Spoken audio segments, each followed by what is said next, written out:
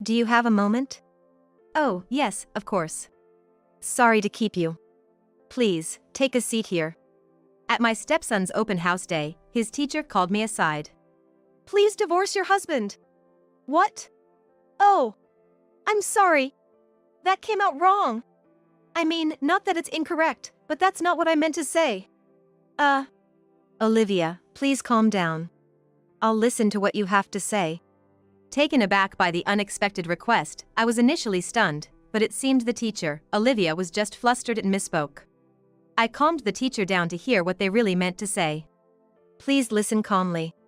About your son, Josh. The teacher's revelations were shocking. I see, that's why they suggested I divorce my husband. This was information serious enough to consider immediate divorce.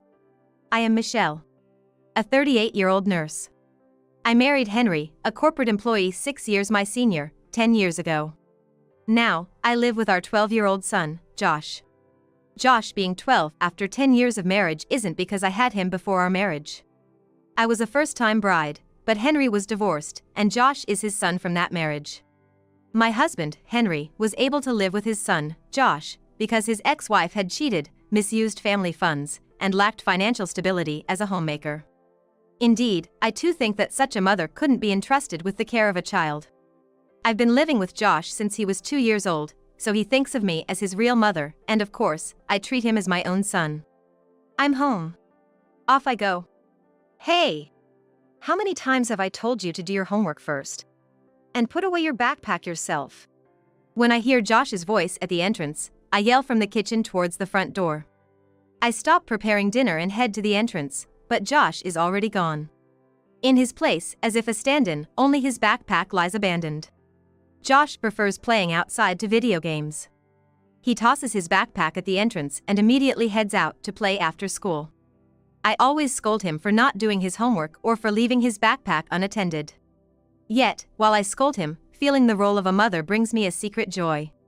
Despite my exasperation, I pick up his backpack with a smile and take it to his room. Okay, I'm counting on you for the morning. Sure thing.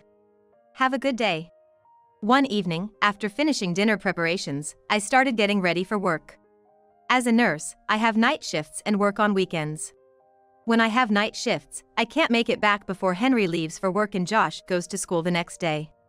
And sometimes, I work day shifts on weekends, so I'm often not home. But when I'm absent, Henry takes care of the house.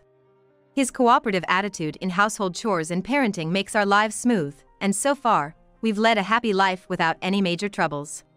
But in the 10th year of our marriage, this happy life seemed to be coming to an end. When our family of 3 sits down for dinner, Josh usually tells us about his day. Listen. Today I saw a bird catch a bug. It swooped down from the sky, snatched it, and then zoomed back up. That must have been quite a sight. Sounds thrilling. Josh talks excitedly, but as he's a grade schooler, his stories aren't particularly interesting to us adults. Still, we lovingly listen, nodding along as he eagerly shares his experiences and thoughts while ignoring his dinner. These moments make me cherish our family dinners the most. But one day, our usually joyful dinner took a gloomy turn. Did you have fun playing with your friends today? Not really. That's odd. You had more time to play today, being Sunday and all. Where did you play? The usual park. Usually, Josh is chatty during dinner, but suddenly he becomes curt, engaging in minimal conversation. The silence during dinner, without Josh's voice, feels lonely, and the clinking of utensils echoes emptily. Additionally, Josh has become aloof not just during dinner but throughout the house. Josh, do you want to play a game with Dad? No. Previously, after dinner, Josh would watch TV in the living room, play games, or just lounge on the sofa. But now, he immediately retreats to his room as soon as he finishes eating. Seeing this change in Josh, both Henry and I are worried. Did something happen to Josh at school? I wonder. He doesn't seem to hate going to school, and he heads out to play as soon as he comes home. So it doesn't seem like it's because of school or friends. Maybe it's something to do with his studies? We can't say for sure right now. No matter how much Henry and I discuss, we can't find the answer. But asking Josh doesn't resolve anything either. You've been quite quiet around the house lately. Is something wrong? It's nothing. Okay, if you say so. My son, Josh, didn't share anything with me. I understand that he might have things they don't want to tell their parents. But until now, he'd always talked about everything excitedly. So, being brushed off with just an "it's nothing" felt like a nail being driven into my heart. I wanted to press for a reason, but I feared pushing too hard might backfire. So, I decided to just watch over him for a while. 10 days after Josh's behavior changed, he suddenly said, "Listen. Today, our teacher forgot their textbook in the staff room during class. How is she planning to teach, I wonder? Isn't our teacher, Olivia, quite young? Maybe she's just overwhelmed with work. It's not right to laugh at others' mistakes." Josh was having dinner but continued talking without eating. His mood seemed to gradually return to normal after about a week. Though I didn't know the reason, I was relieved and listened to him more cheerfully than before. I thought the issue was resolved. But it seemed to be only temporary. "Since it's Sunday, you must have had lots of fun playing, right? Did anything exciting happen?" "It's nothing." "So, what did you play today?" "Soccer." A few days later, Josh became curt again. His words felt like another nail being driven into my heart. Like before, I lightly probed. "You've become quiet again. Is something bothering you?" "It's nothing," he replied with more force than usual and left for school, slamming the door. Henry, who was about to leave for work, had witnessed our exchange.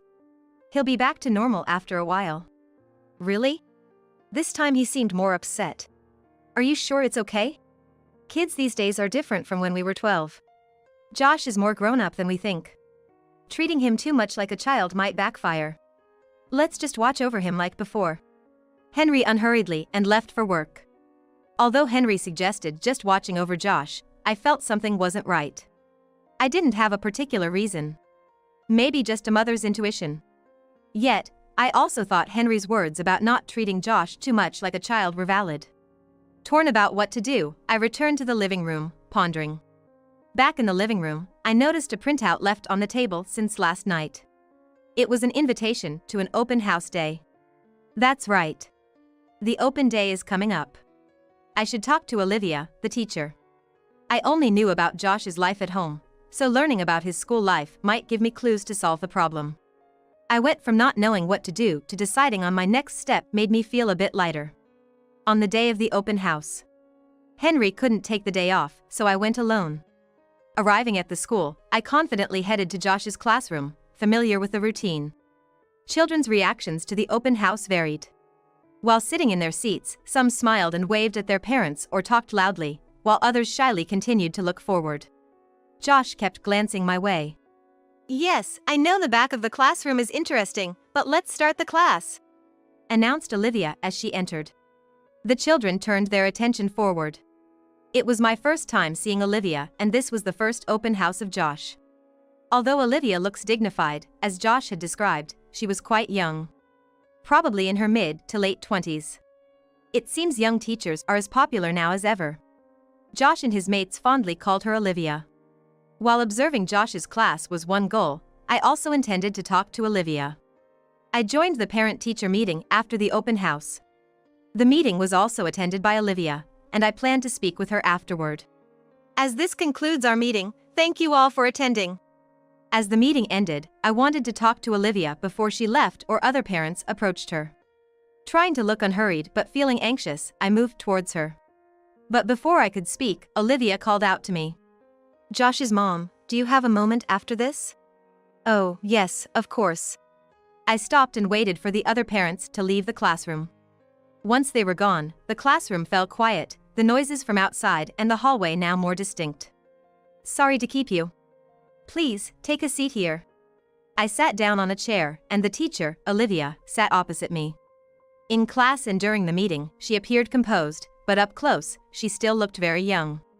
Her face, filled with anxiety, resembled that of a student nervously awaiting exam results. She also fidgeted as if holding back a need to use the restroom. Called in by the teacher. Her uneasy demeanor made it clear she had something difficult to say about my son, Josh. Bracing myself for whatever might come, I tensed up, ready to hear it. "Please divorce your husband." "What?" I was prepared to hear something about Josh. But Olivia's words were about my husband, Henry, and she was asking for a divorce. I was stunned by this unexpected turn. Oh, I'm sorry. That's not what I meant. Well, not exactly. What I meant to say is... Apparently, Olivia was so nervous that she skipped the entire explanation.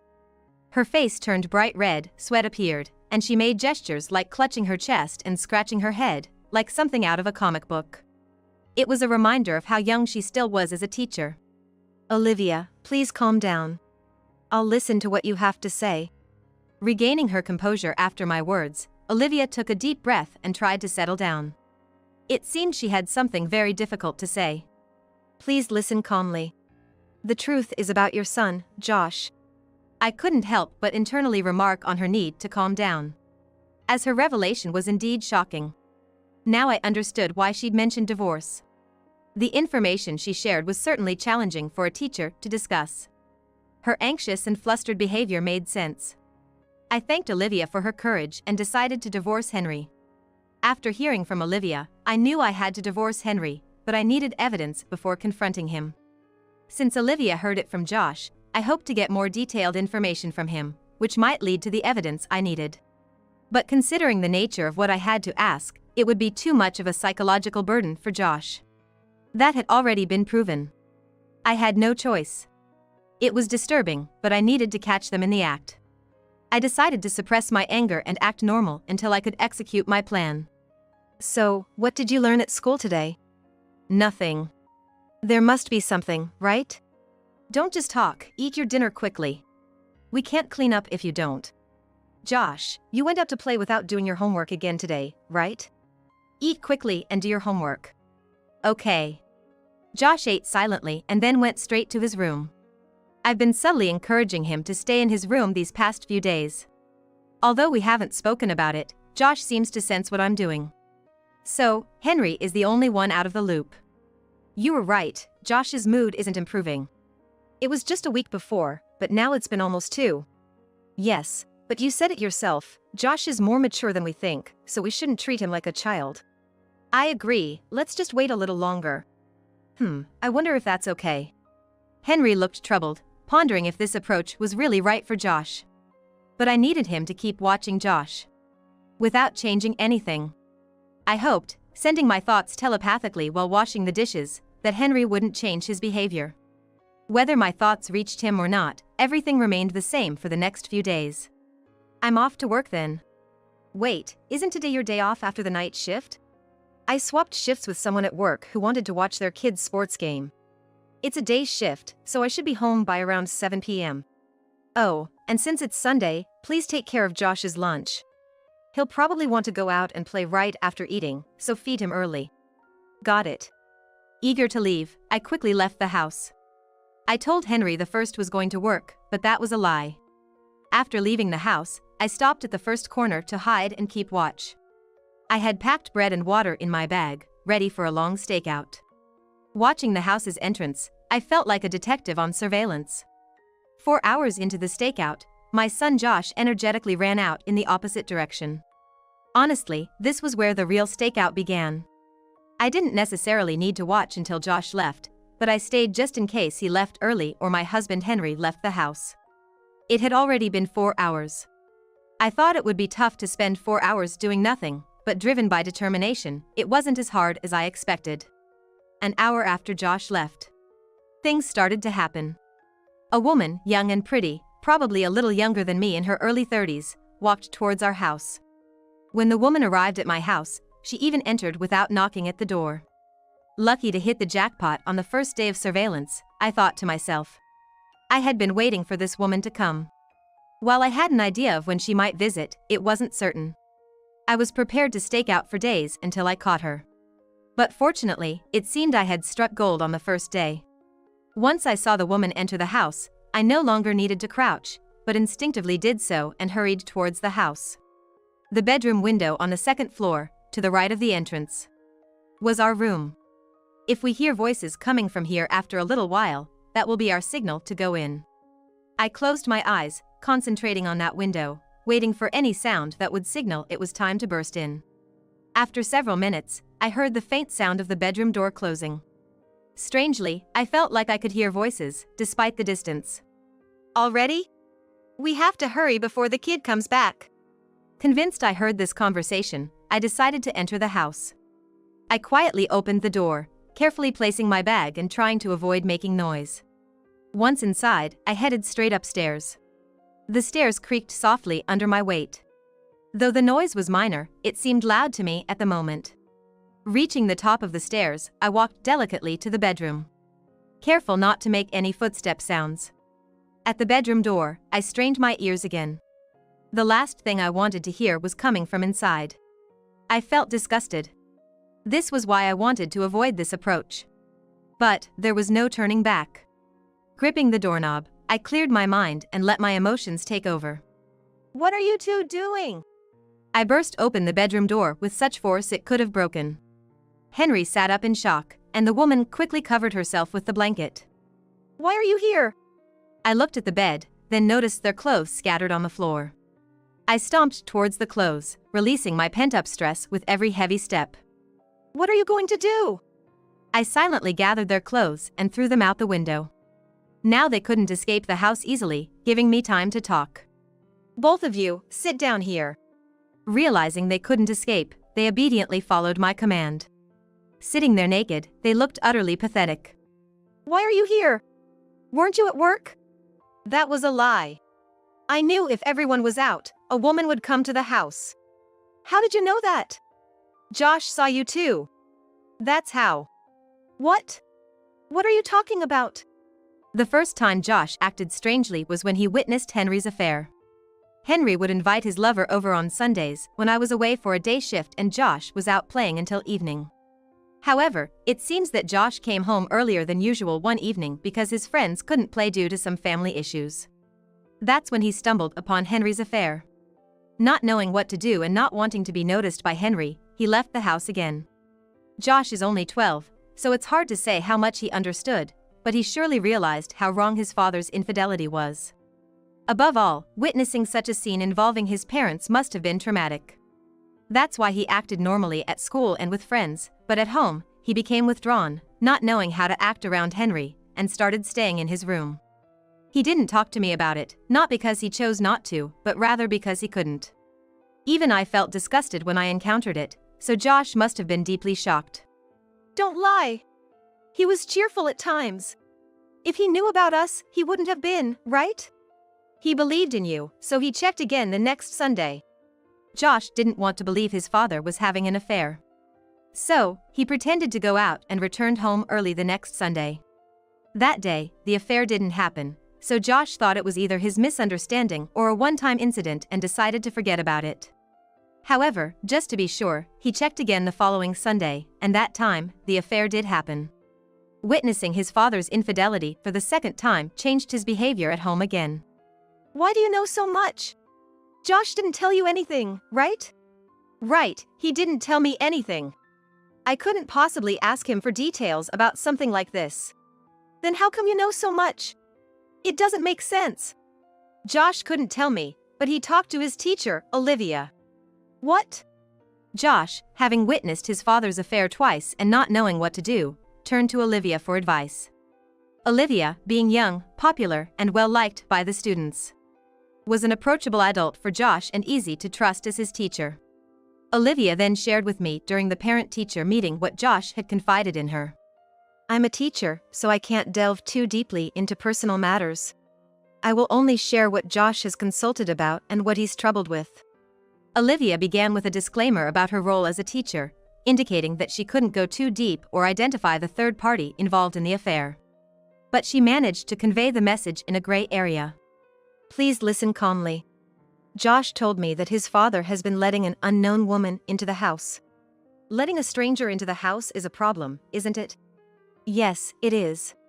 Josh said he's scared of the unknown adults in the house and couldn't enter because of it on Sundays. That must have been frightening for him. Olivia subtly hinted at Henry's infidelity and Josh witnessing it without directly saying, "Your husband is having an affair. Please divorce him for Josh's sake."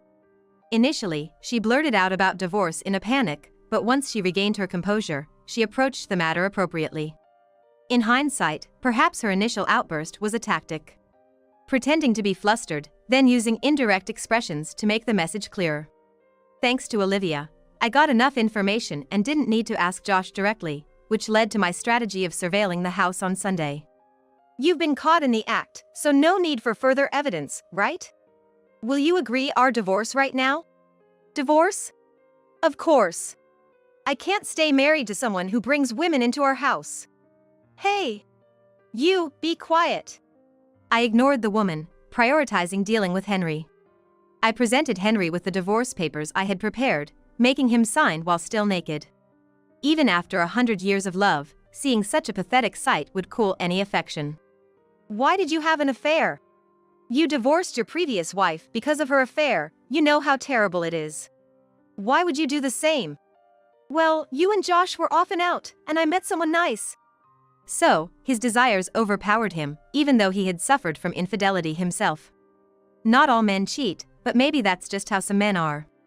At least Henry turned out to be the worst kind. Glancing at the other woman, she glared at Henry with a fierce expression, like a wrathful deity. She wanted to say something to Henry, but seemed to be holding back, fearing I might yell at her again. Her fists were clenched and trembling. Finished signing? I'll keep this for now. We'll talk about the details later. Details? Completing this paper alone won't finalize the divorce, right? We need to discuss things like property, don't we?